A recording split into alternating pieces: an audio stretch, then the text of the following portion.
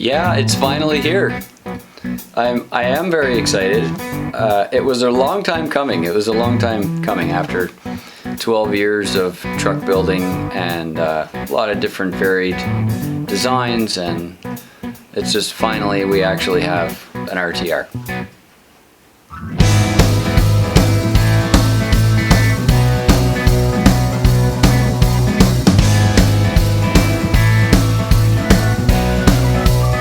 CMAX2 is a brand new platform that is compatible with CMAX. Our original CMAX has multiple suspension options. There's a lot of tuning can be done to match your design of axle, design of suspension to meet the requirements that the original body would dictate. We've got radius arms, we've got leaf spring suspension and coil buckets, and there's a lot of variable options to put onto CMAX.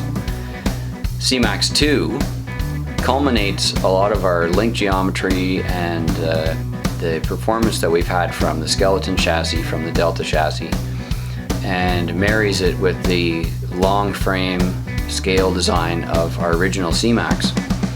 And so CMAX2 now is our long wheelbase link suspension scale truck chassis.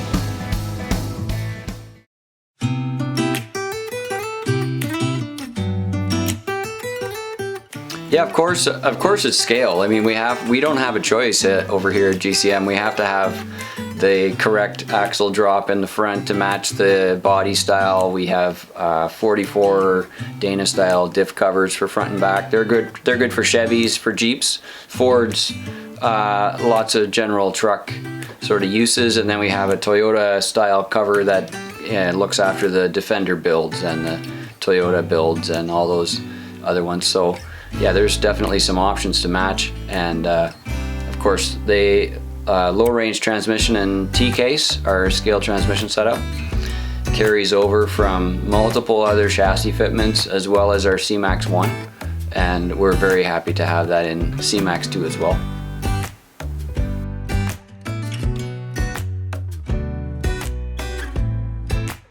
Certainly the RTRs are limited build. We're a very small company, and we had to bring in a whole bunch of extra hands and help from our favorite GCM builders and be able to put these together. So with these 5 RTR trucks, we thought it was appropriate to release these at the same time as the rest of the chassis lineup. It's a really long project for someone who's done design for so many years, and then manufacturing all of the marketing and web pages, and there's a lot that goes on behind the scenes.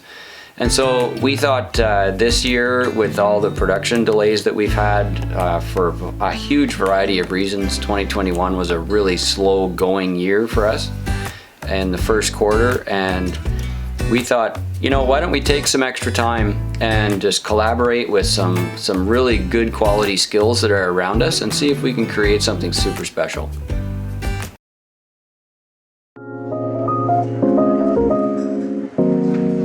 For the RTR build, there was no other option for us. True North was the first place to go.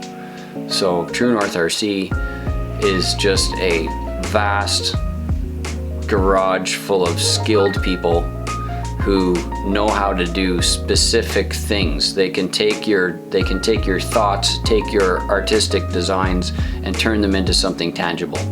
And so that's the main reason why we needed to have this done as a True North edition.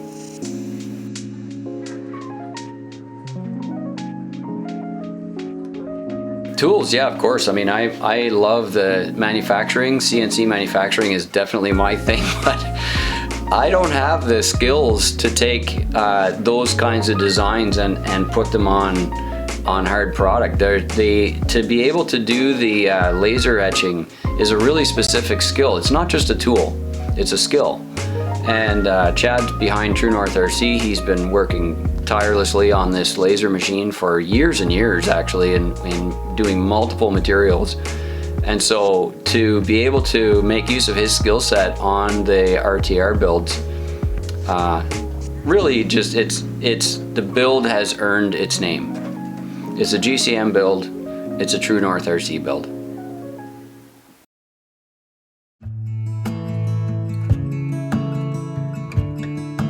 Special, yeah, because the custom stuff that we did for this was really, we all put in a whole bunch of extra effort and time on this. So the badging, the designs that we came up with for the badging, for the graphics on the vehicle, that was a lot of true north. We spent a couple of days just ironing that stuff over and testing pieces, trying it out, trying to get the materials and the sizing right. The etching, it's amazing. It's not something that we usually do. We usually do engraving on the machines, and then the logos and stuff that we put in the chassis are actually black anodized with the rest of the part. This time, we were able to actually laser etch the anodize. I mean, we built a lot of specific stuff just for these trucks.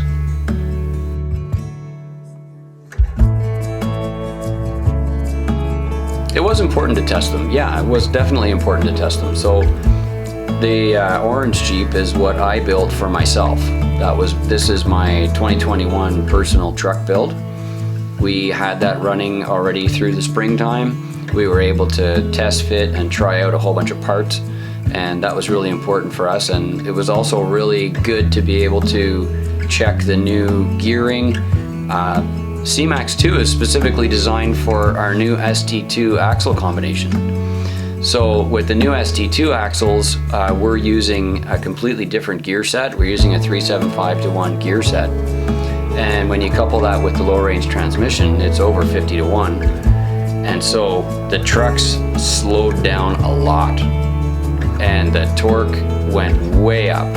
So due to the gearing change, we had to do a whole bunch of other manufacturing change, and that shows in the quality of the product. It shows in we're sort of upping the game with CMAX2 and the ST2 axle set.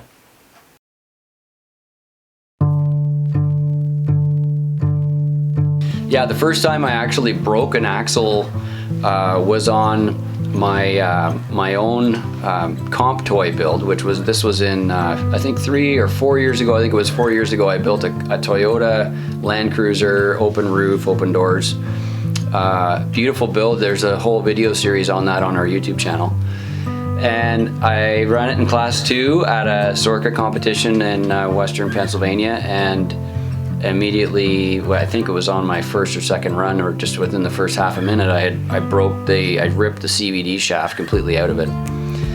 And so I realized that this can happen to anyone, and that is the only axle shaft that I've broken in all the years I've been using that particular shaft set that we had made for those axles. There's hundreds of hours I've put on those, and they've been fine. But with that breakage, it never left my mind. You know, we don't like to have any low quality product in the GCM lineup, and if I can break it, well then so can you. So knowing that CMAX2 and the ST2 axle combination was going to create so much torque on the drivetrain, we definitely upped the game big time on the shafts. The fronts are now all hardened steel universals. We're using aluminum knuckles, and definitely employed some of the best materials and best people in the industry to put this together.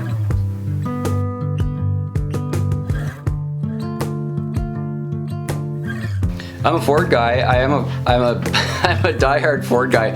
I also own a Dodge that I drive every day, and my other car is an AMC. So I'm a little bit confused because I actually, except for the motorhome, I don't have a Ford product right now, but I am a Ford guy.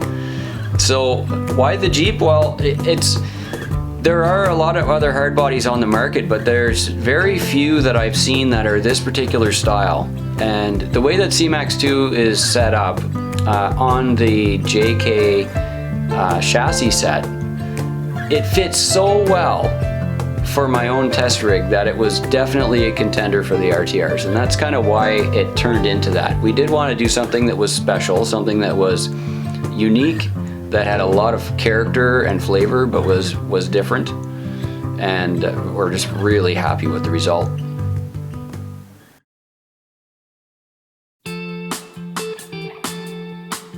The way the whole thing is laid out actually fits very well into the Sorka competition class rules. The chassis for CMAX2 is less than 2 inches rise total, which fits it into Class 1 for metal frames. We have already have a available Jeep front bumper, Jeep back bumper that will put the truck in Class 2. My test truck was running a 4.3 inch tire for this whole time. A tire that I actually really liked, and we kept the same tire for the RTR, the Super Swamper, which works very, very well. I'm very happy with the tire. So built specifically for competition, no, but with a skid plate, with the scale axles, with the bolt-on shock towers, with the low-rise chassis, with the servo mount on the frame and all the other specifications that gets you lots of points. Metal front and rear bumpers. The truck actually points out exceptionally high. You can max out a Class 1 or a Class 2 point set very easily with this vehicle.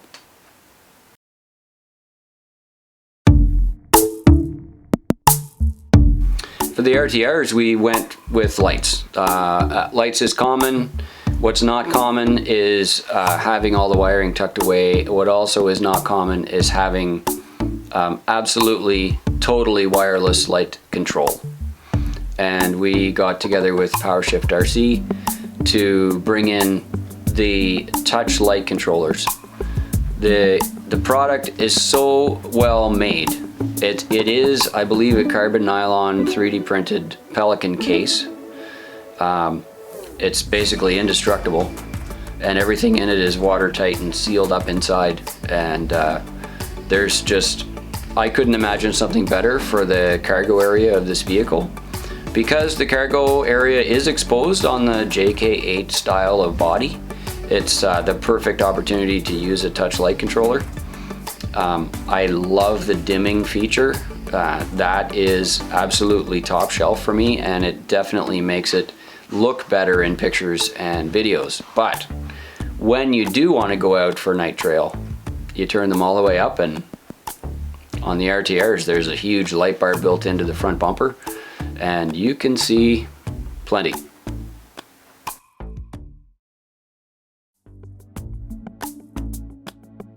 We've been using the tiny shocks since 2016, and they never let me down. They don't leak.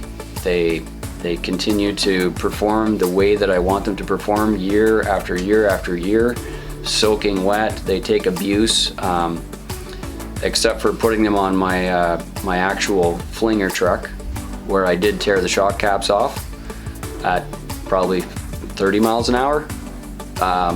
I've had no failures with these shocks. So we can't use that as an example.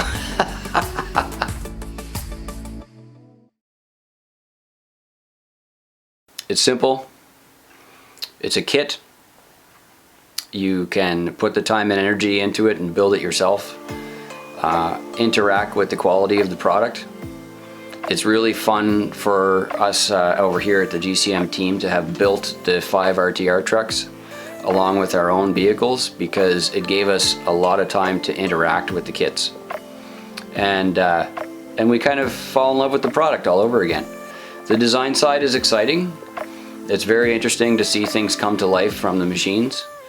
It's very interesting to see the graphics come to life from a quality designer and someone who's got the skills of True North RC. But at the same time, to actually assemble the vehicle yourself really brings a sense of joy, and it gives you a chance to see how it's done inside and out.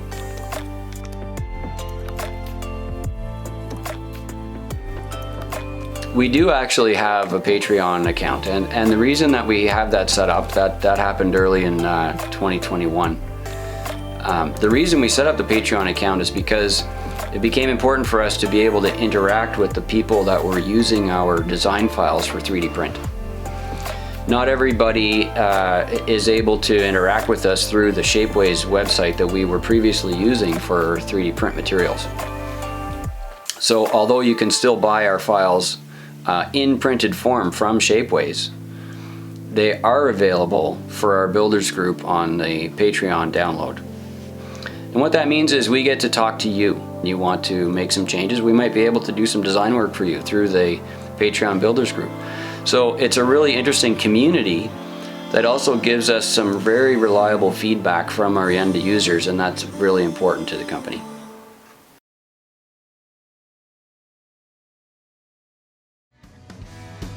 CMAX2 is ready.